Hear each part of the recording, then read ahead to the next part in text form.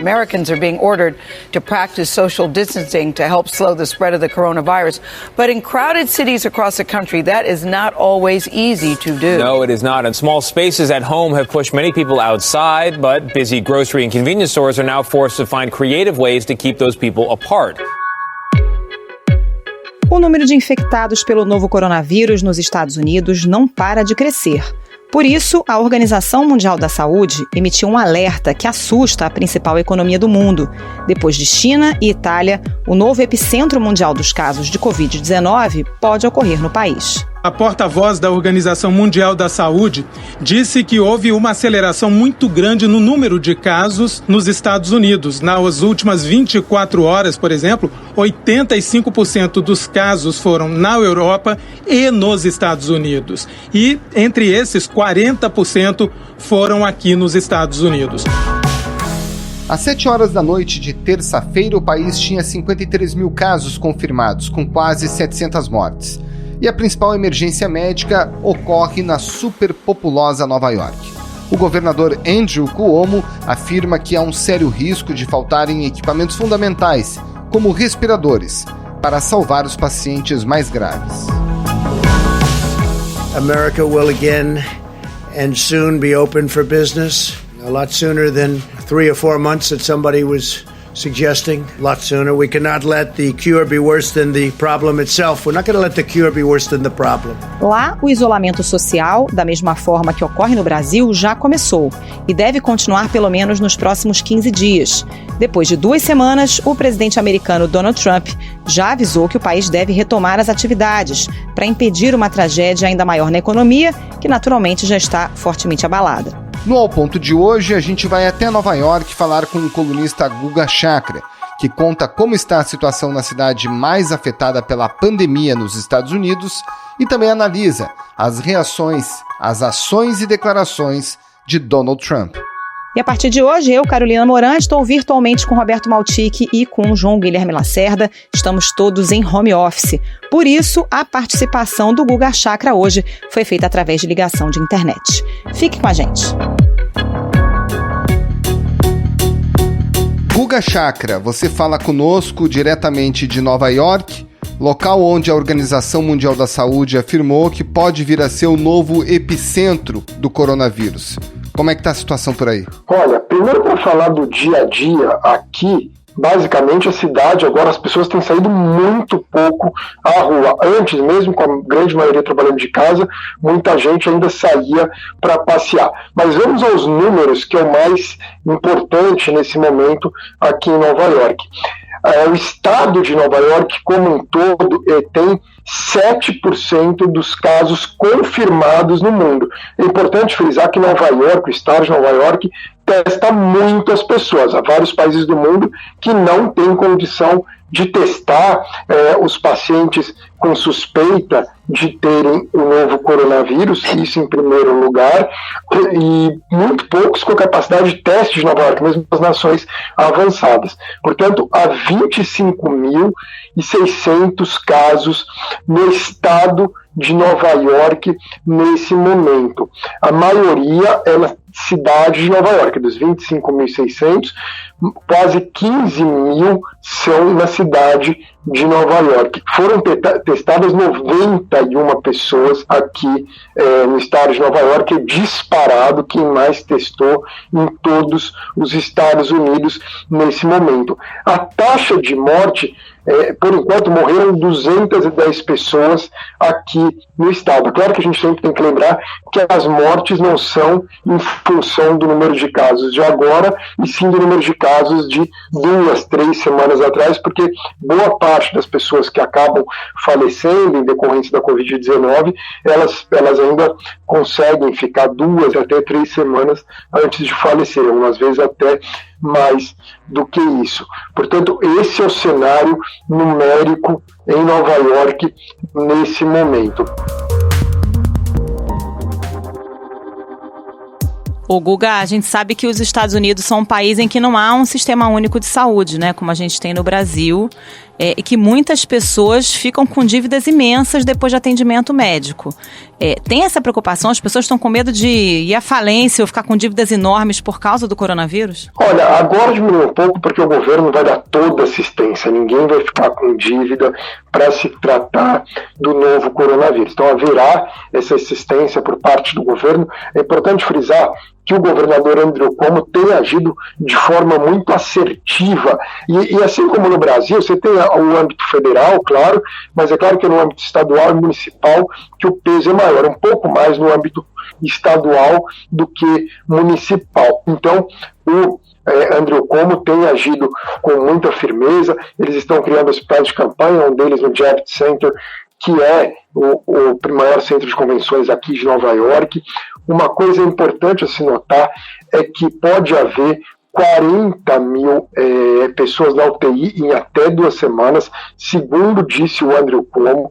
Ele afirmou isso hoje, e ele disse que o Estado precisa de mais respiradores, que por enquanto eles conseguiram só 7 mil dos 30 mil necessários, e há um temor muito grande de que não haja um número suficiente para lidar com essa crise do coronavírus. We are fully mobilized. This is all about mobilization of a public health system.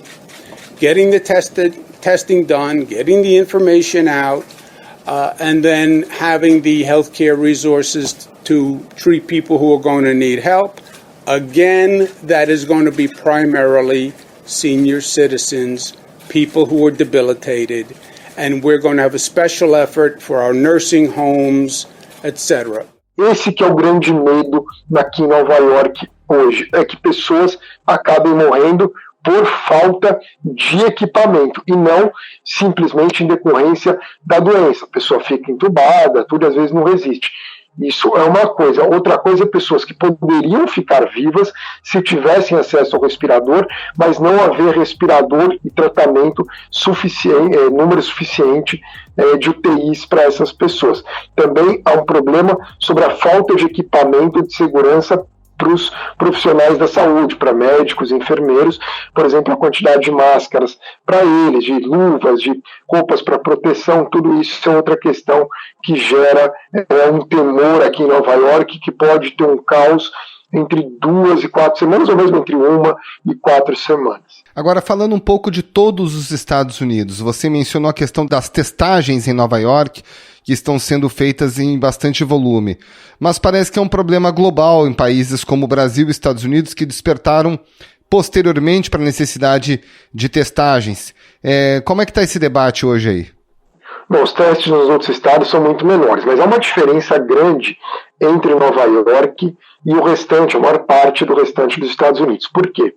Os Estados Unidos, Roberto, a maior parte dos centros urbanos são assim, você tem aquele downtown comercial, com aqueles prédios de grandes empresas, tudo, mas o grosso da população mora nos subúrbios. Há poucos grandes centros urbanos nos Estados Unidos. Além de Nova York, dá para dizer que é um grande centro urbano mesmo, com pessoas morando na cidade, Chicago, mas numa escala muito menor do que Nova York, também em escalas menores, Filadélfia, Washington, D.C., né, a capital dos Estados Unidos, Boston e Miami. O restante vive basicamente em subúrbios. Se você compara a densidade de Los Angeles, que é a segunda cidade dos Estados Unidos, com Nova York, não há comparação. Ninguém praticamente mora em prédio em Los Angeles. E quando mora em prédio, são aqueles prédios de 2 ou 3 andares, né, que não é exatamente um prédio, a pessoa acaba usando o carro, então ela sai da porta de casa para o carro, do carro ela vai para algum lugar, usa pouco transporte público. Onde se usa mais transporte público é mesmo Nova York, Chicago, Washington e Boston. Então tem um cenário diferente. A população de Nova York é muito maior do que nessas outras cidades, né, que também são grandes centros urbanos. Isso é muito diferente do Brasil, onde você tem cidades médias que são centros urbanos, no interior de São Paulo, Bauru, Ribeirão Preto, Campinas. São cidades que as pessoas vivem mais aglomeradas. Isso é bem mais incomum aqui nos Estados Unidos. This was a medical problem. We are not going to let it turn into a long-lasting financial problem. It started out as a purely medical problem, and it's not going to go beyond that. que a população está avaliando o desempenho do presidente Donald Trump no enfrentamento dessa crise? Porque no primeiro momento ele tentou dar uma minimizada, mas depois suspendeu voos, está preparando aí um pacote de ajuda à economia. Como é que ele está sendo avaliado? Olha, a avaliação dele basicamente segue aquela questão, tudo que é sobre o Trump. Quem gosta do Trump apoia, quem não gosta critica.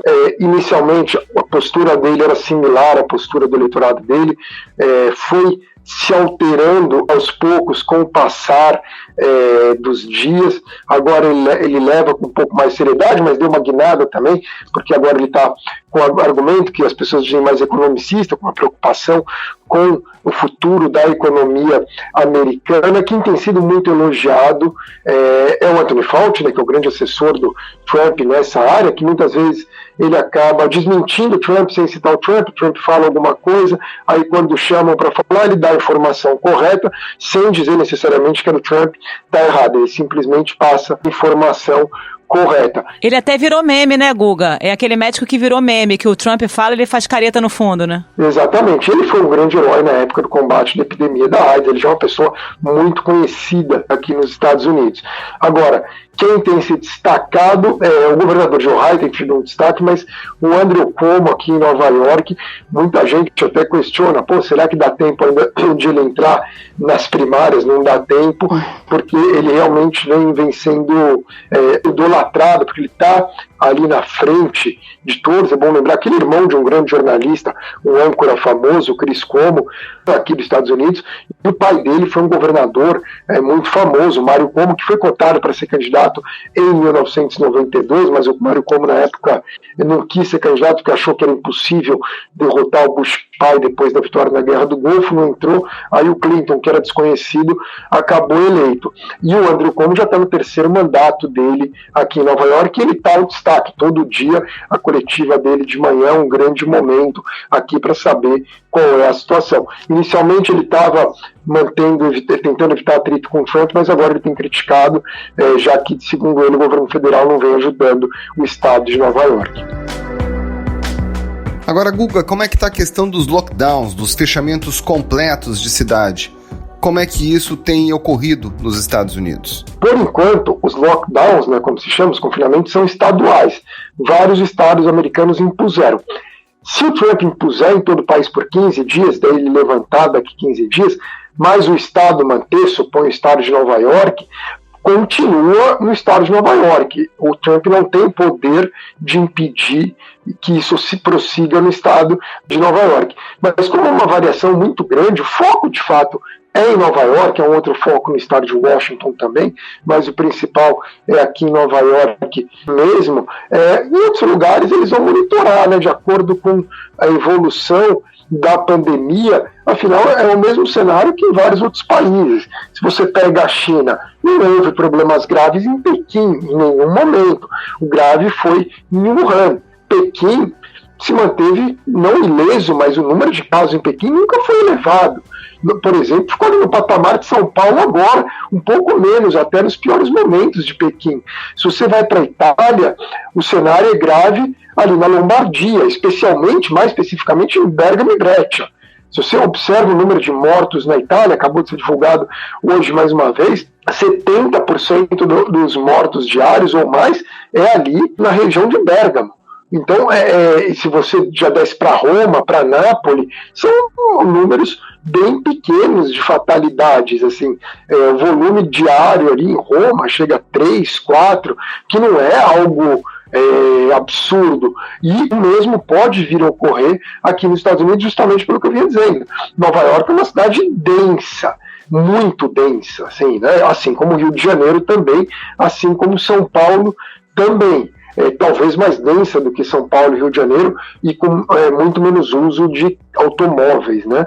Mas, como eu disse, outros lugares dos Estados Unidos é mais fácil o isolamento natural. Por exemplo, quem mora no subúrbio, normalmente aqui nos Estados Unidos, a pessoa já está na casa dela, ela normalmente vai pegar o carro para ir para o trabalho, ela vai encontrar outras pessoas, talvez numa missa no final de semana, ou numa festa, ou num jogo de futebol americano da universidade ou do high school, mas ela não fica cruzando, ou vai cruzar a pessoa no mercado. Bom, no mercado elas vão de máscara, todas fantasiadas. No mercado todo mundo vai, mesmo onde está em confinamento, né? Não tem como evitar aí no mercado. Mas eles vão lá, tem aqueles hipermercados aqui, você compra mantimento para um mês e você não vê mais ninguém. Você fica na tua casa ali, que você tem o ar puro, você tem o jardim, porque aqui mesmo classe média ou média baixa, assim, eles moram em casas aqui no estado, em muitas partes dos Estados Unidos. E daí a pessoa sai para caminhar por ali, pelo bairro, acaba não cruzando ninguém. Então é mais fácil o isolamento é natural, você não precisa necessariamente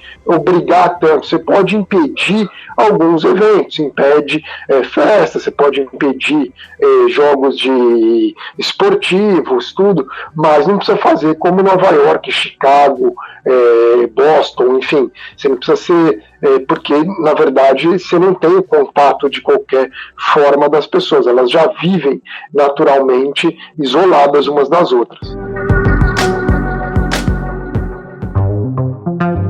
Agora, com essa economia de Nova York parada, por quanto tempo que a economia resiste? Porque o problema americano... A economia não resiste. A economia não resiste. Já não resiste. Isso daí já não tem mais, Roberto. Isso daí é triste, não é... Isso daí vai acontecer. Você vai ter o plano fiscal que deve ser aprovado no Senado americano de 2 trilhões de dólares, 10 trilhões de reais, que vai amenizar, né? Vai ajudar a amenizar uma mega recessão que pode ser uma depressão. É isso que é o que dá para fazer agora, mas não imaginar que vai passar esse período e tudo bem, a economia vai ser retomada, o desemprego vai... Não, a taxa de desemprego pode disparar para mais de 20%. Hoje tem pleno, quer dizer, até 2 semanas atrás, você tinha pleno emprego nos Estados Unidos, estavam 3,5% a 4% de desemprego. Isso, daqui um mês, já pode estar ultrapassando 20%, sabe, sei lá, aonde vai chegar. Então, vai tentar salvar as pessoas nisso. Agora, é claro, passando a pior da crise vai ser Nova York, quando a gente fala pior da crise no sentido de mortes, que a gente vai virar Madrid, Bérgamo, talvez não tão grave quanto Bérgamo, mas com um risco de virar Madrid, vai ser agora em abril. Depois disso daí, maio já começa possivelmente a descer a montanha, mas continua grave. Um cenário um pouco melhor, que você pode começar a rever as restrições a partir de junho. Quer dizer, você está vendo uma normalidade, está distante ainda, né? Daí vai estar no verão, julho, talvez tenha não uma normalidade como a anterior, mas um novo normal, né? Um novo normal, com as pessoas voltando a trabalhar, mas mantendo a distância, evitando possivelmente transporte público, evitando ao máximo ir jantar fora, mas talvez indo comprar uma coisa numa loja ou outra, sabe? Talvez indo pegar um café para viagem. Isso você pode começar a ver nesse novo normal, mas isso tudo é especulação, porque a gente não sabe como vai ser. A expectativa, sim, é que entre 1 e 2 semanas, a expectativa das autoridades de Nova York é que a gente comece a entrar no período